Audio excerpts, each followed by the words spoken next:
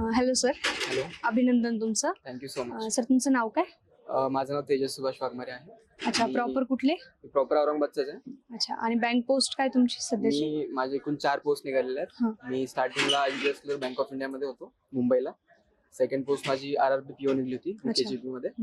आणि third post माझी United India administrative officer निघालेली होती.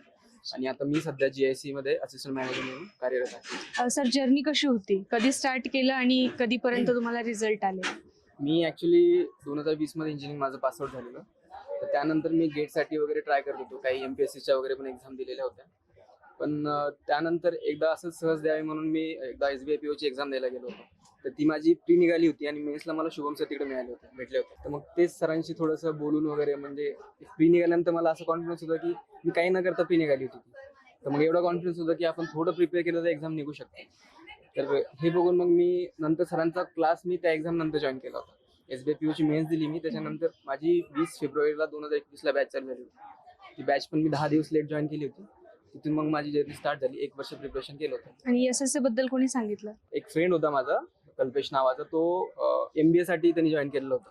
तर तेव्हा MBAचं काहीतरी पर्सेंटाईल येतात ना, तर ते आलेलं होतं. मी तेव्हा जस्ट बघितलं होतं की शुभम सर नावाची अकॅडमी वगैरे आहे असं. तर मग जेव्हा ऍक्च्युली सर जेव्हा भेटले होते मला तेव्हाच क्लास बद्दल जास्त समजलं होतं की हे क्लास वगैरे असं आहे, सर वगैरे आहेत. सरांनी तेव्हा थोडंसं सांगितलं की तू आरामात एक्झाम काढली तू काढू शकतो. बॅच वगैरे जॉईन कर, थोडंसं 3-4 महिने प्रिपरेशन वगैरे व्यवस्थित कर, त्यानंतर होऊन जाईल. सर SSC बद्दल काय सांगाल?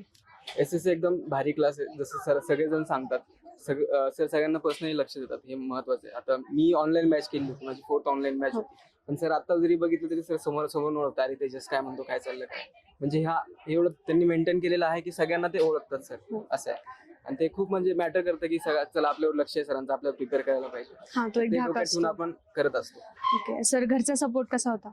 घरचा सपोर्ट तो खूप होता, कारण की मी जॉब सोडून मी प्रिपरेशन केलं होतं. कोविडमध्ये मी जॉब सोडला होता. तर मग घरच्यांनी कधी विचारलं नाही का जॉब सोडला होता, काय काय नाही.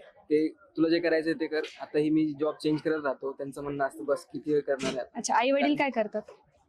वडील तर सध्या आता जॉब करत नाहीत. जसं मी जॉईन झालो त्यांना मी आम्हाला सांगितलंय. आई हाऊसवाईफ आहे. Okay sir, thank you.